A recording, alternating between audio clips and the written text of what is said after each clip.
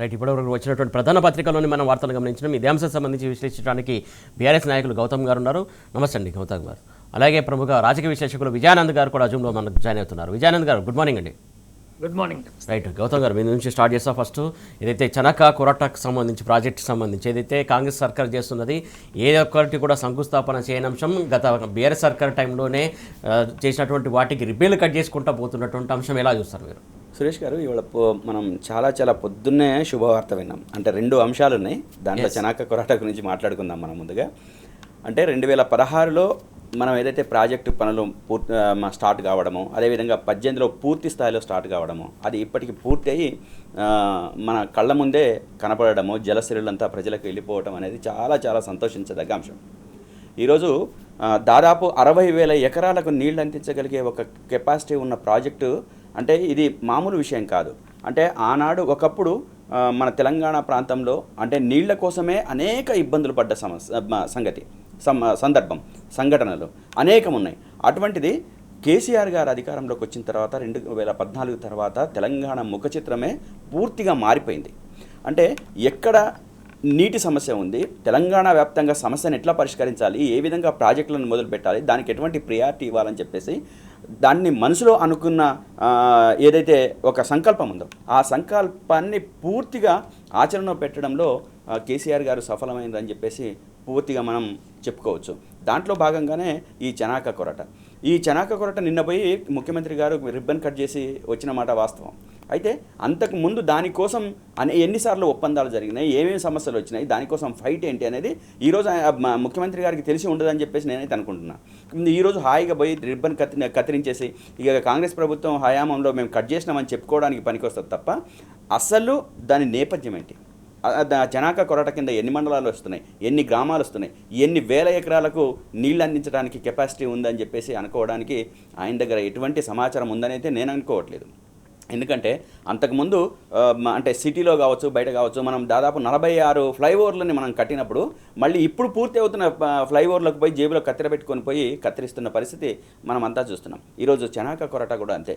అనేక నీళ్లు లేక ఇబ్బందులు పెడుతున్న ప్రాంతాలని, నీళ్లు లేక సాగులోకి రాని ఎకరాలని ఈరోజు సాగులోకి రావడం కానీ, అదేవిధంగా సాగులోకి తెచ్చి ప్రజలకు అందుబాటులో తీసుకురావడం కానీ కేవలం అది బీఆర్ఎస్ ప్రభుత్వమే చేయగలిగింది. దానికి ఒక ధైర్యంగా ఒక పట్టుదలతో, సంకల్పంతో, అకుంఠిత దీక్షతో ప్రజలకు నీళ్ళు అందించాలి, సాగులోకి వ్యవసాయాన్ని సాగులోకి తీసుకురావాలని చెప్పేసి ఎకరాలని అన్ని రకాలుగా కూడా మనం తీసుకురావాలని చెప్పేసి ఆనాడు కేసీఆర్ గారు ఏదైతే భావించారో అది అక్షరాల మన కళ్ళ ముందు కనపడతా ఉంది.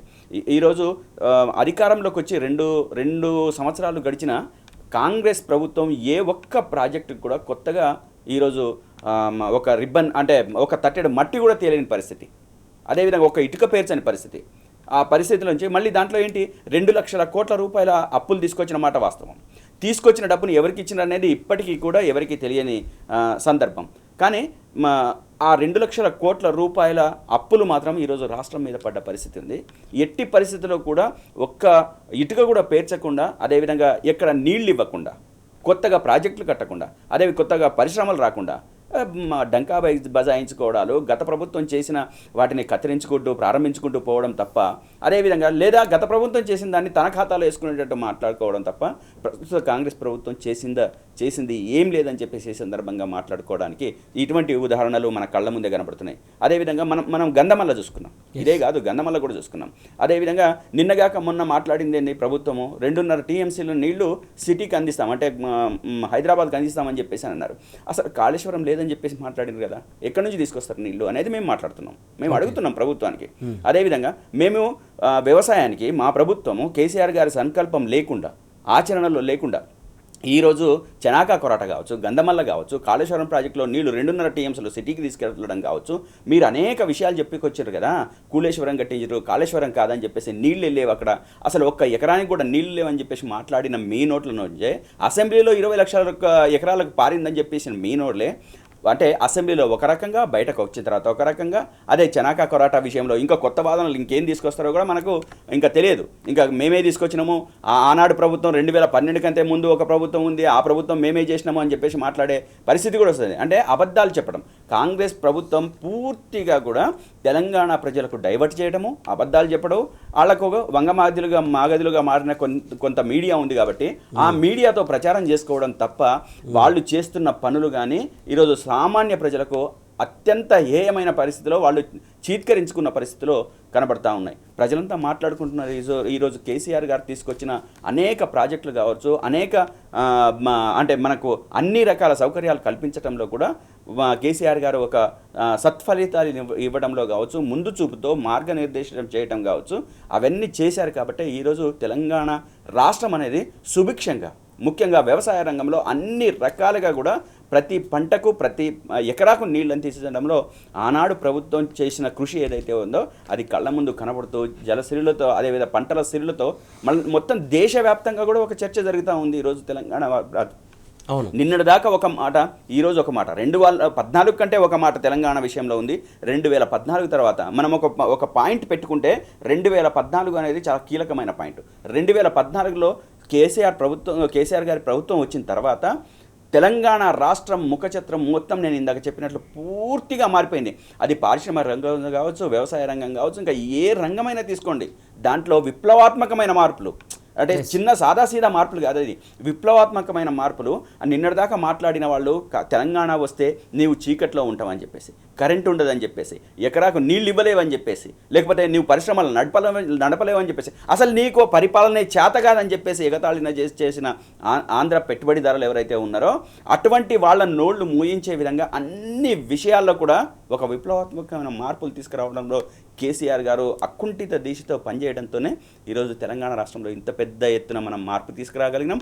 అదేవిధంగా ఎన్ని రకాలగా మనం కేంద్రం నుంచి కావచ్చు, లేకపోతే ఇంకా ఏ రకమైన ఇబ్బందులు వచ్చినా దాన్ని ధీటుగా తట్టుకొని ఒక ఫైట్ చేసి మనం ప్రాజెక్టులు సాధించుకోవడంలో కావచ్చు, ప్రజల ముందు ఉంచడంలో కావచ్చు, ఆనాటి బీఆర్ఎస్ ప్రభుత్వమే ఒక అత్యున్నతమైన స్థాయికి తీసుకెళ్ళిందని చెప్పేసి మనమైతే ఖచ్చితంగా చెప్పుకోవచ్చు.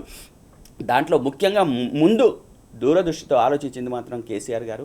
ఆ కేసీఆర్ గారి ఆలోచన ప్రకారం ప్రతి ప్రాజెక్టు ఈరోజు అమల్లోకి రావడము, ఆచరణలోకి రావడము, నీళ్లు ప్రతి పల్లెకి అందడం అని చెప్పేసి అనుకోవటం అంటే అది చాలా చాలా సంతోషం. ఎందుకంటే సురేష్ గారు, నేను ఎందుకు చెప్తున్నానంటే నేను చాలాసార్లు చెప్పాను కూడా, అంటే నీళ్లు లేక ఎకరాలకు ఎకరాలు, వందల వేల ఎకరాలు బీడు మోడు మారిపోతే దాంట్లో నీళ్లను పారించి వాటిని పూర్తి పంటకు ఉపయోగపడే విధంగా, పంటకు అనుకూలంగా మారే విధంగా మార్చింది కేసీఆర్ గారు.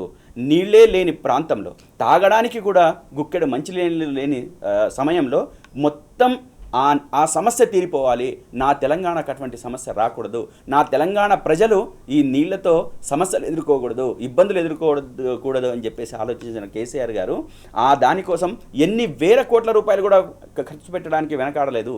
ఎంత ఖర్చైనా పర్వాలేదు, ఎన్ని వందల మీటర్ల ఎత్తైనా పర్వాలేదు, దాన్ని నీటిని తోడిపోయాల్సిందే, నా తెలంగాణ ప్రజలకు అందించాల్సిందే, నా తెలంగాణ ప్రజలు సుభిక్షంగా ఉండాల్సిందే అని చెప్పేసి దృఢ దీక్ష ఏదైతే ఉందో అది ఎవరు చేయగలుగుతారు?